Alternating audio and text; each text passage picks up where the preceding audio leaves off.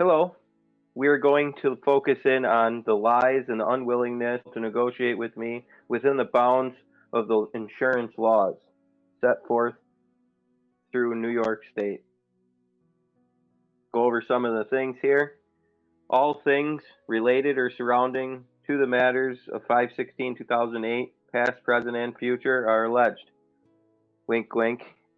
I'm going to show you some facts, some information, some dialogue here. Get you to know what's going on. Nobody wants to speak the truth. Nobody wants to see the truth. So here I am. I'm going to let you see it, feel it, and hear it. So as you can see on the left-hand side, we have 5/16/2008. That would be the accident date. That's also the injury date for when I was permanently injured. Insurance company takes 100% fault for this accident.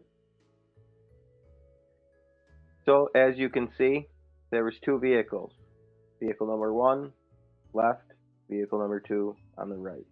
You can kind of see the top of the P for where I was parked. I will be vehicle number 2, and the defendant will be vehicle number 1. As you can see, there was 3 people injured. No people were killed in this accident. Accident reconstruction box was checked. Left the scene. Police photos were taken. So we'll just kind of go over this. You can see it was in New York.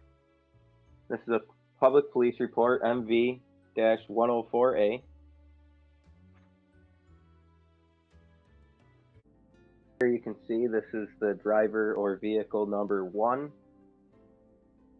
This is on the left side where we were just looking at the date, 5/16/2008. This is just below that. I cropped out some of the information to protect and the privacy of the people. And as you can see, it was the box is checked for unlicensed operator, and the box is also checked for public property damage. And then we have 1 occupant. There's 3 people injured, but there was 1 occupant in this vehicle. Odd. As you can see, it was an SUV. It's just the lies that go on here. Things that are clearly contradicting. Yeah, I guess you would be the better term. You would want to use maybe contradicting on this. They contradict themselves. It's unlicensed operator. It's 1 person. It's 3. They have the video. They have the tape. They have the pictures. They reconstruction the accident. But we'll go over how this information was all taken care of, should you say. So we'll move on. We'll go on to the next part of the police report, which is vehicle number 2, and that is me.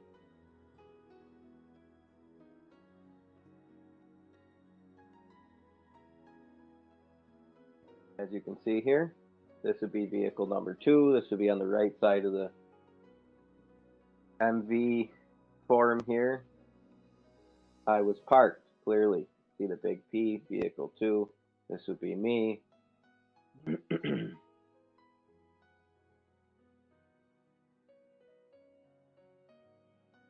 Now, obviously, this big letters, parked.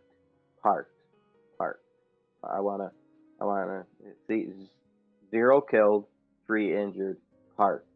Pay attention to that parked information. That's going to be key going forward for the hypocrisy and the blatant lies. And I don't even know how to put it, but if you just follow along here, you'll understand. This is kind of comical. So if you look at it, the accident was 5/16/2008.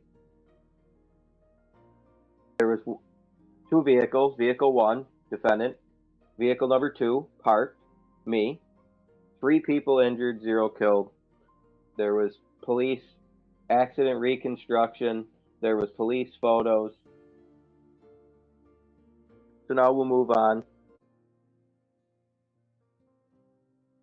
So what I have here, where it shows where the vehicle accident was. Now this is the bottom of the police report.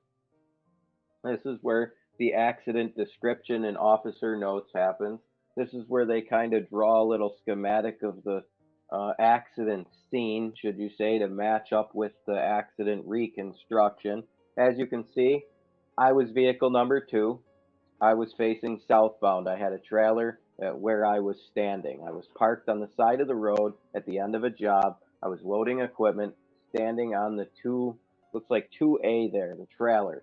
And the defendant in vehicle 1 was traveling southbound, same lane, had not paid attention to the law because I believe I had 4 ways on, a cone out, and I was stopped on the side of the road. And the law states that I have the right of way, so the vehicle should have slowed to a stop, made sure that it was clear to proceed with caution around me.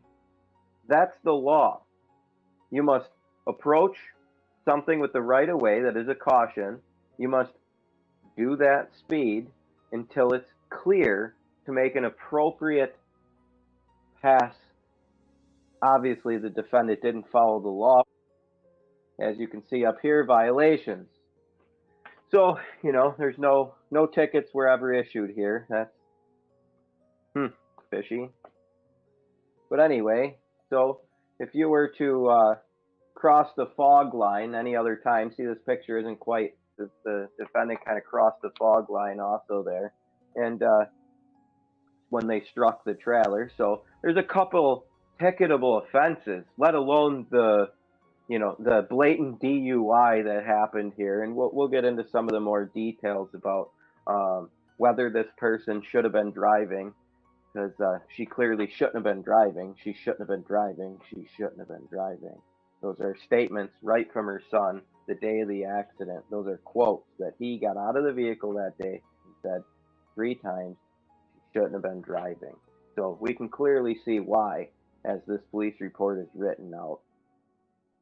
But in the verbiage, there was a clear, concisive information that I had the 4 ways on. I had the cone out. I was parked on the side of the road. The trailer was hit from behind by vehicle number 1, knocking defendant down. Eyewitness right on the police report. I was knocked down in the accident, 5/16/2008, causing the damage that I have today, permanent injuries, traumatic brain injury, the list goes on. And it's all because of this. And right here, the impact caused Mr. Shields to be knocked down. Witness. So as you can see, right on the police report, I have a witness that clearly states, clearly, I was knocked down. I was injured in this accident. And the 100% fault, the property damage, the DUI, the clearly blatant signs that she shouldn't have been behind the wheel, failure to pay attention to somebody that had the right of way. Insane here, folks. But, I digress back into what's going on.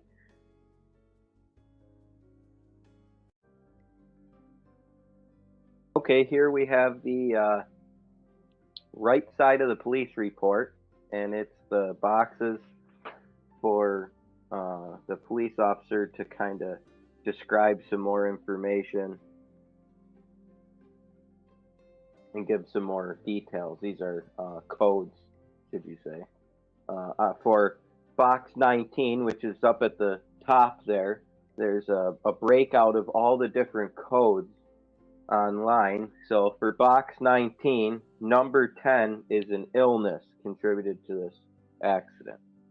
Then if you move down to box 20, right below it, code number 21 is fatigue and drowsiness. DUI, prescriptions, heroin, fentanyl? Maybe we got somebody here that was really intoxicated because the pupils were as black as it could be. They're as big around as your eyes could be when this woman tried to drive away that day in May. She tried to leave the scene, and the officer had to threaten to take her to jail.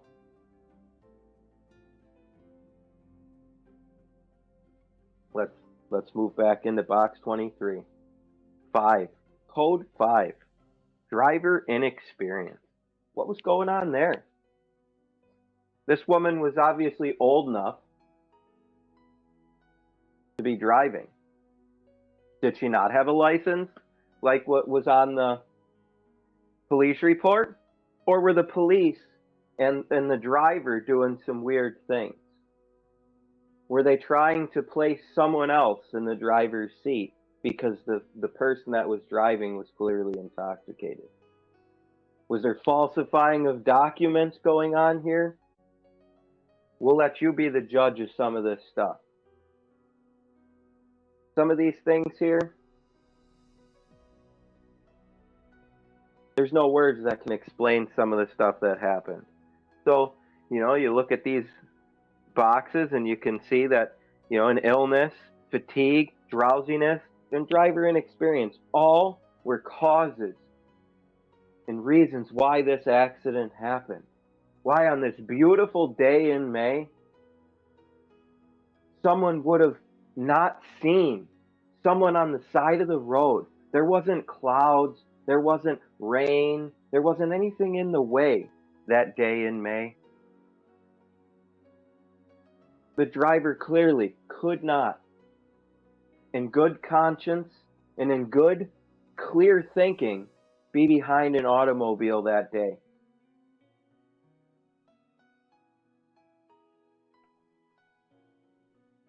Whether it would be health-related, drug-related, emotional, sleep-deprived, you shouldn't have been behind the wheel. And her own family member even said so. Now here is where it gets to be really funny. Now this is where I get off the tracks. I get a little angry. I get a little upset. Sometimes you just have to laugh at the blatant projection. I guess when you can't beat them, you project your guiltiness onto them. I don't know. This is a complete game of projection here. As you see, I was parked. As you see, I was on the trailer. I was knocked down by an eyewitness on the police report. And here we have the defense's filing before court.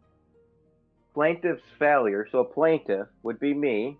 Vehicle number 1 would be a defendant. Vehicle number 2 would be a plaintiff. Parked. Plaintiff, I, Corey, failed to use the safety device contributed to the cause of his alleged injuries and constituted a failure by plaintiff to mitigate damages. The injuries alleged have been sustained by plaintiff and were caused in whole or in part that plaintiff's failure to use safety devices, harnesses, or otherwise make use of restraining devices that were or should have been available to the vehicle in which he was situated. Plaintiff was further neglect in failing to take adequate, reasonable, and proper care to utilize the restraining device as intended. Oof. Oof. Now, and if you know, or anyone you know, and I'm asking there and I'm asking here, leave a comment. Anyone, give me a call. Contact me. Do you know anyone, or do you know any trailer company that offered a safety restraining device to keep people safe while you were loading and unloading equipment? I was standing on the trailer. It was clear in the police report, but here, going into Supreme Court, this is the filing that they use. This is clear projection. They're flipping the script. So I'm the victim. I was doing my job. I was parked on the side of the road minding my own business. Someone failed to do their obligation. They failed to follow the rules of the road. The most basic principles of safety for other humans on the road. Failed. Oh, did I mention? They admitted 100% fault. So anyway, can you even lie like that? Can you even misrepresent the facts in such a way that when someone was parked on the side of the road, but you claim they caused all of their own injuries. So could you be defaming me by blatantly lying about the facts in this situation? I don't know how I could have done any more that I'm an obstruction. Blink, blink, blink, blink, blink, blink, look out, blink, blink, blink, blink, cone, slow down. I have the right. I had the right of way. And by the defendant failing to follow the most basic rules of the road, which would be right away, slowing down into the speed at which I was going, which I was parked, so she would have had to stop behind me until the coast was clear, until it was clear to proceed with caution around the obstruction. That's how the law is stated, and she failed to do that. She, without braking, without warning, slammed into the back of my trailer. Unbelievable. And then tried to drive away. I'm losing track. I can't even count the amount of lies in the perpetual projection of narrative that these people are doing. This is a business practice. This is insane. So here we go, This is the defense stating that the acts and omissions and commissions in which constitute the culpable conduct of plaintiff, me, are as follows. In failing to be attentive,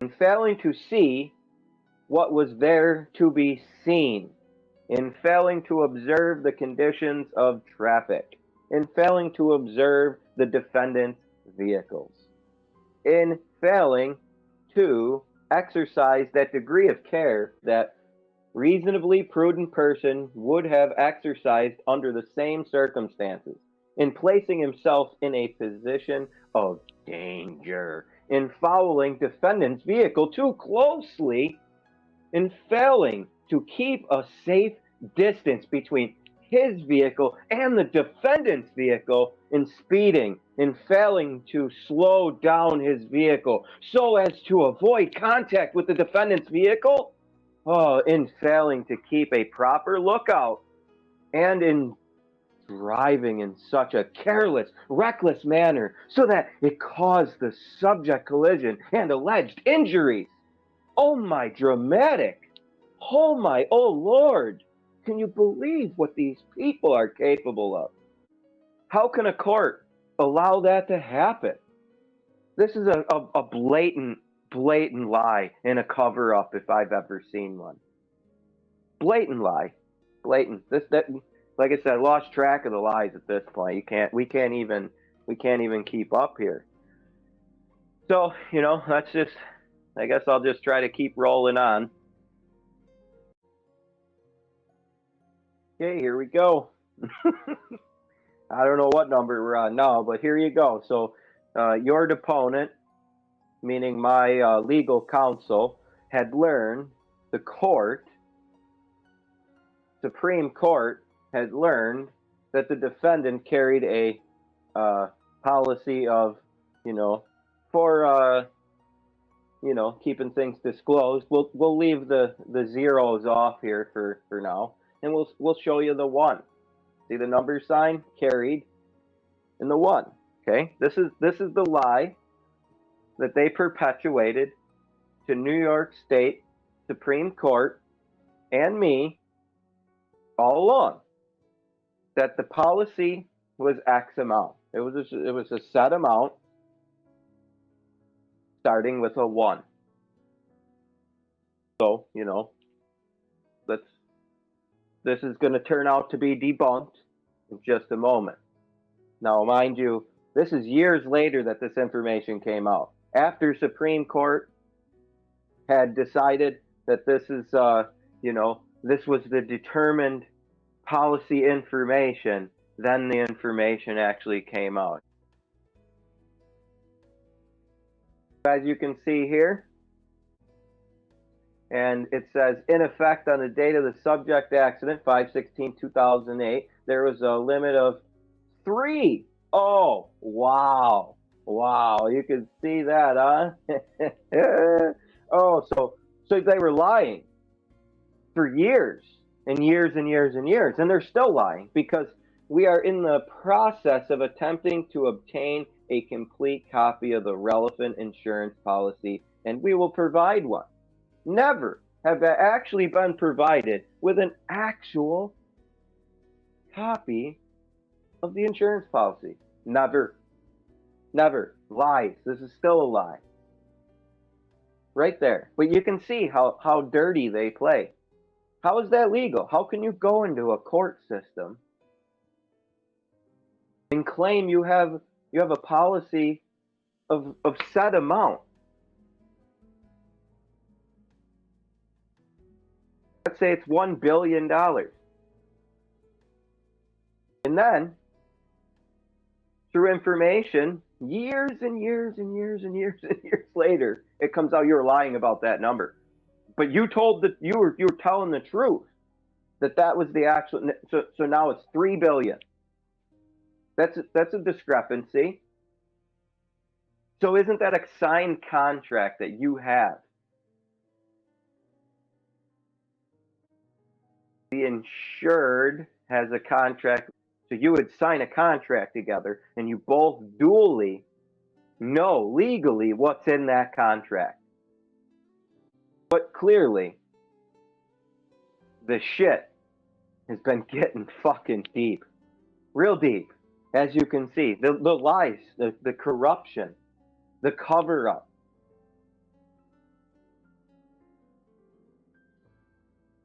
It boils your stomach over, maybe even your blood pressure a little bit if you really pay attention to this. These are actual documents and information that prove that I was the only one ever concerned about my health, my well-being, and willing to negotiate in a fair manner that was equitable. Because when an insurance company admits fault, they have to make fair and equitable offers. That's the law. And they have failed. There has never been a time when they have stepped to the table and negotiated fairly. They've slandered me. They've defamed me in my own town, the village that I work in, the surrounding areas. I do believe this man was an elected official at the time of my accident. I do believe this man was allowed to run for mayor during this lawsuit. Do you think that has anything to do with the cover-up, the slander, and the outright defamation of my character? Do you think any of that has to do with the lies that you just seen here today?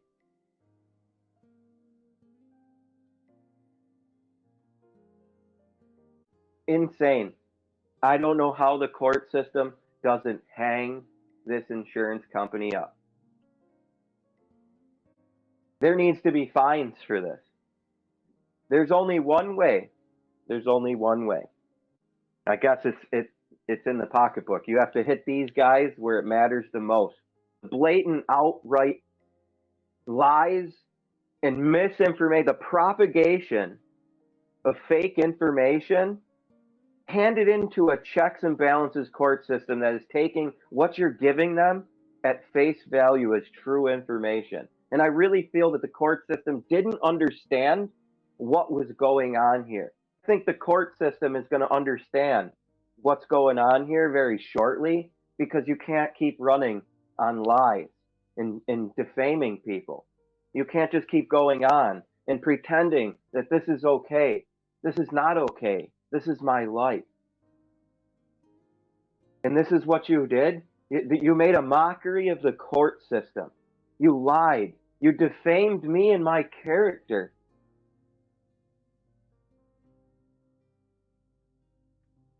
Went around spreading mistruths, lies about who I am. Was allowed to run as a mayor. You could clearly see This was for a reason. So you think a lawyer would just lie before a tribunal? You know your rules and the code of conduct that you're held to in a court system. And the number one rule is you must not commit a known lie or mistruth or statement before or during a tribunal. So I don't understand how, in my layman's terms, how these lawyers got away with this. And I think something needs to be done with that, because if you're involved in the bar and you're able to do this kind of misleading of the court system, manipulation, outright lies and corruption, a blatant cover-up at this point. I don't even know. Words can't explain how dirty this looks, how bad this looks. If it was one time, maybe.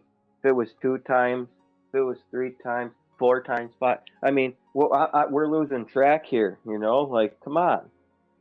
I'll just leave that up here for a second and show that, the last one was a 1. Let's say it's 1 billion. A 1 billion policy, and then this one's a 3 billion policy. Now we're talking years later, years later. Down the road, another known lie, just...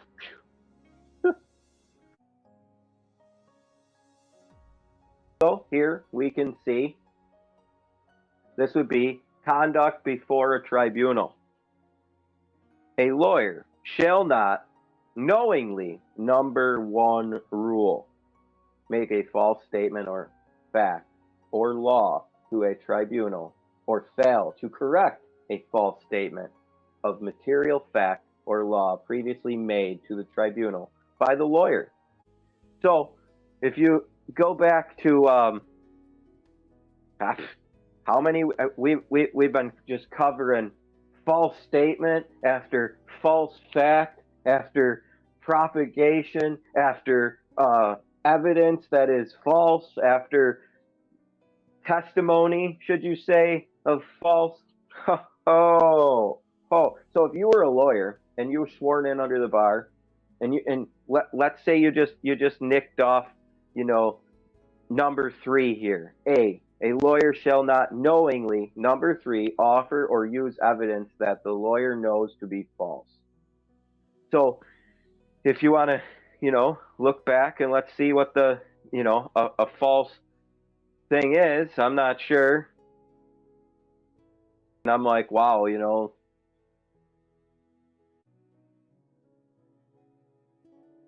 So you look back and is this false? If a lawyer wrote this knowing that I was parked on the side of the road in the police report, and I got the police report from the defense, they submitted it into the court as evidence. So take that as how you will. They submitted the police report that debunks their bullshit. It's mind-blowing.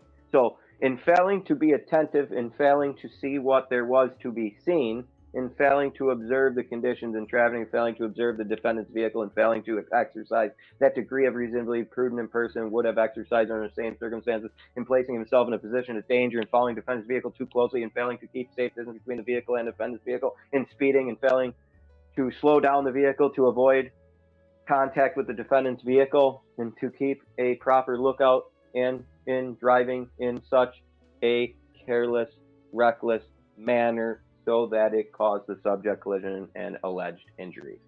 So if that's not a known lie, I don't know what was. Maybe the 1 billion and the 3 billion policy change, maybe those were lies too. But we'll go back to that.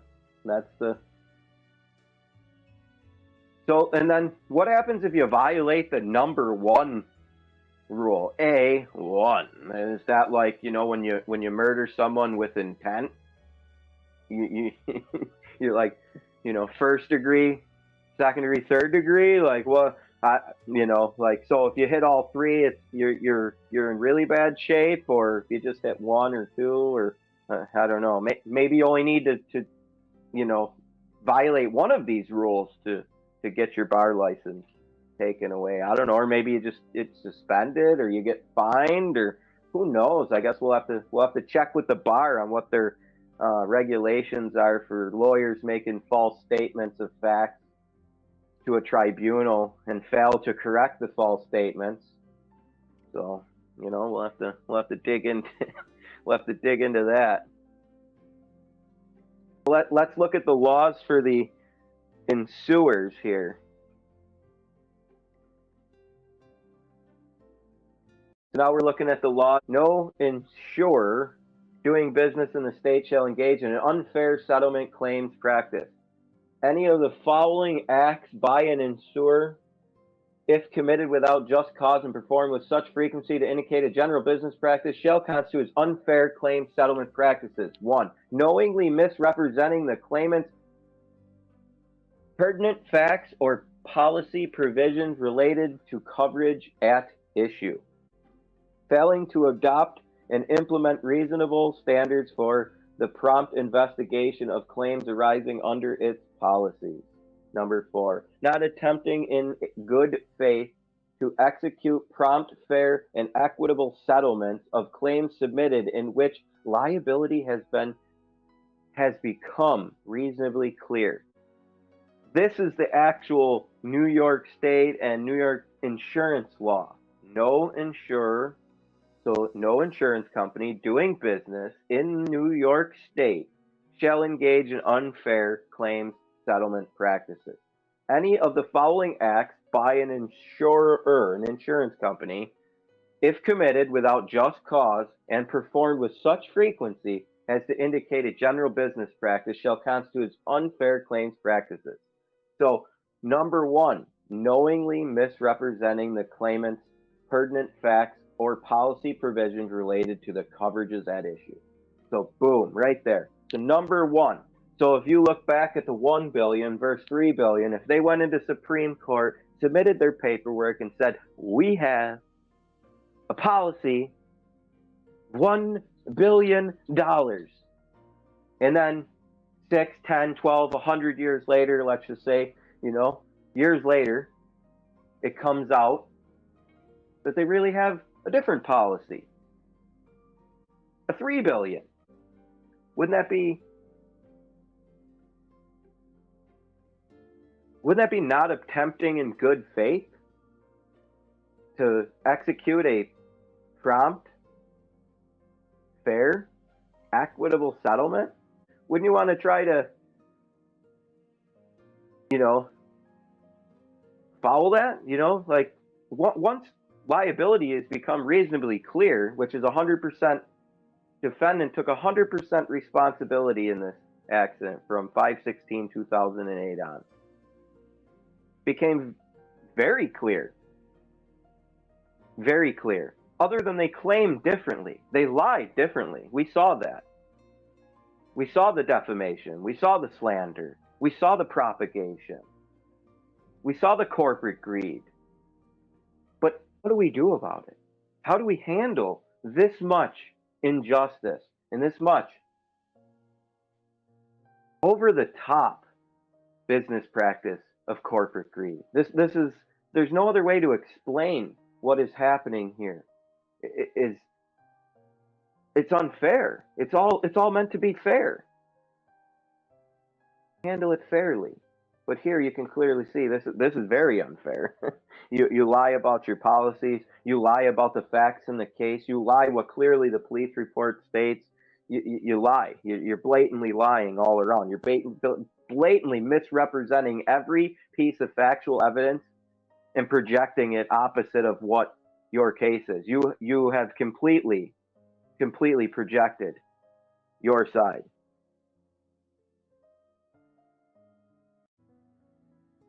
Now, I think it's important for me to show you right here. You can clearly see the